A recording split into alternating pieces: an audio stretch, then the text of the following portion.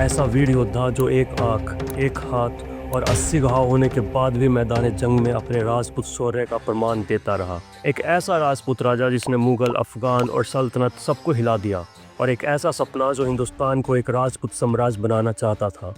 दोस्तों, आज हम बात करने वाले हैं मेवाड़ के महान योद्धा महाराणा संग्राम सिंह यानी राणा सांगा के बारे में।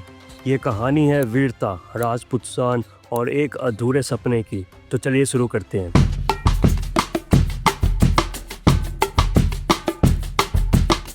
राणा सांगा का जन्म 12 अप्रैल 1482 को मेवाड़ के सिसोदिया वंश में हुआ। उनके पिता राणा रायमल थे जो एक शक्तिशाली शासक थे। उनके भाई पृथ्वीराज और जयमाल भी मेवाड़ की गद्दी के दावेदार थे, जिससे उनके बीच सिंहासन के लिए युद्ध छिड़ गया। पर राणा सांगा अपनी वीरता और राजनीतिक समझ से जीत गए और मेवाड़ के महाराणा बने।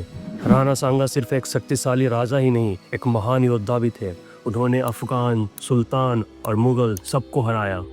1517 खटोली का युद्ध। राणा सांगा ने इब्राहिम लोदी की सेना को हराकर अपना पहला राजनीतिक विजय प्राप्त किया।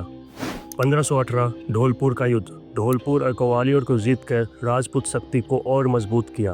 1520 इदार का युद्ध। अहमदनगर और गुजरात के सुल्तानों से युद्ध कर मेवाड़ की सीमा गुजरात तक बढ़ाई। 1522 मालवा का युद्ध। मालवा के सुल्तान मोहम्मद खिलजी द्वितीय को हराकर मालवा का बड़ा हिस्सा अपने कब्जे में ले लिया। 1526 पानीपत का पहला युद्ध। तब तक बाबर ने इब्राहिम लोदी को हरा दिया था और हिंदुस्तान में अपनी जगह बना रहा था। राणा सांगा ने इसे एक फॉरेन इन्वेडर माना और इसके खिलाफ राजपूत और अफगान सरदार मिलकर एक महासंग्राम की तैयारी की। खनवा का युद्ध 1527। एक तरफ राजपुताना का सबसे बड़ा योद्धा और दूसरी तरफ एक मुगल जो हिंदुस्तान पर कब्जा करना चाहता था। राजपूत सेना 80,000 वॉरियर्स, बाबर की सेना 25,000 लेकिन सुपीरियर आर्टिलरी और घुड़सवार टैक्टिक के साथ। बाबर ने एक नई रणनीति अपनाई, तुलगमा और gun powder warfare. Tulughma Babar ने अपनी सेना को पहलवान और घुड़सवार के छोटे छोटे दलों में डिवाइड किया और पिंसर मूवमेंट बनाया। गन पाउडर और मैचलॉक गन्स का पहली बार हिंदुस्तान में युद्ध में उपयोग किया गया। बाबर ने पहली बार हिंदुस्तान में डिफेंसिव वॉरफेयर के लिए ट्रेंचेस का उपयोग किया। दोस्तों, ट्रेंचेस पानी बहने के लिए जमीन में लंबी तंग नली को कहते हैं। युद्ध का परिणाम, बाबर की रणनीति जीत गई। राणा सांगा जो पहले ही एक आंख, एक हाथ और 80 घाव होने के बावजूद लड़ रहे थे, युद्ध में घायल हो गए और बेहोश हो गए। उनके सैनिकों ने उन्हें मैदान से हटा दिया ताकि वीर योद्धा की जान बची रहे।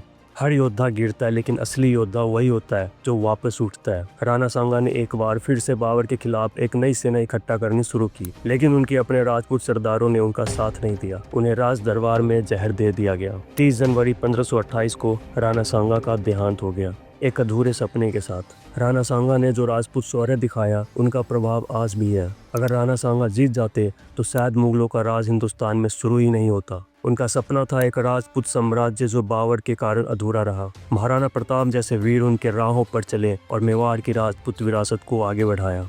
80 घाव, एक हाथ और एक आंख के बाद भी एक राजपूत योद्धा का लड़ना उनकी कहानी को अमर बना देता है। लेकिन सोचो, राणा सांगा ने अपनी जिंदगी में 100 से ज्यादा युद्ध लड़े, हर बैटलफील्ड पर अपनी तलवार का धार दिखाया, पर लोग सिर्फ उनकी एक हार की बात करते हैं। जो राजा अफगान, सुल्तान और मुगल सबको हिला सकता था, उसका नाम सिर्फ एक हारे हुए युद्ध से याद किया जाता है। क्या यह इंसाफ है? दोस्तों, आपको क्या लगता है, अगर राणा सांगा बाबर को हरा देते तो हिंदुस्तान का इतिहास कैसा होता? कमेंट करके बताओ। और अगर ये वीडियो पसंद आए तो लाइक, शेयर और चैनल को सब्सक्राइब करना मत भूलना।